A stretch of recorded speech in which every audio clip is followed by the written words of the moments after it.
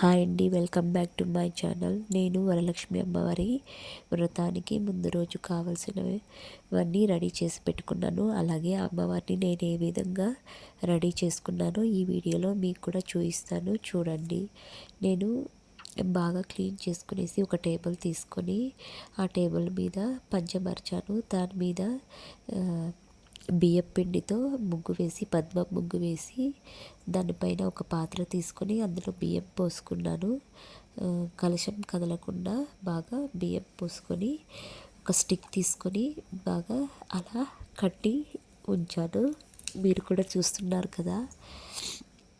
తర్వాత ఈ విధంగా శారీ నేను ముందుగానే అంతా రెడీ చేసి పెట్టుకునేసి కుచ్చులు కట్టి ఈ విధంగా కట్టాను.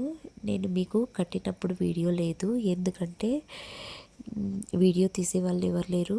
పిల్లలిద్దరూ నిద్రపోయినాక ఇదంతా రెడీ చేసుకున్నానండి.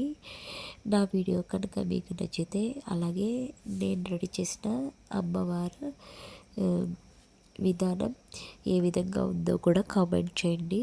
అలాగే నా వీడియోస్ కనుక మీకు నచ్చితే ప్రతి ఒక్కరూ సబ్స్క్రైబ్ చేసుకోండి. చూసారు కదా నేను అమ్మవారిని ఎలా రెడీ చేశానో. నాకైతే మా అమ్మవారు చాలా బాగా నచ్చారు.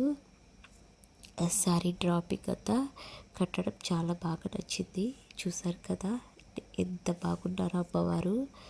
పూర్తిగా రెడీ చేశాక ఏ విధంగా ఉంటుందో నెక్స్ట్ ఇంకొక వీడియోలో చూద్దాము. అలాగే నేను పూజకి ఏమేమి తీసుకున్నానో కూడా ఆ వీడియోలో మీకు చూపిస్తాను, చూడండి.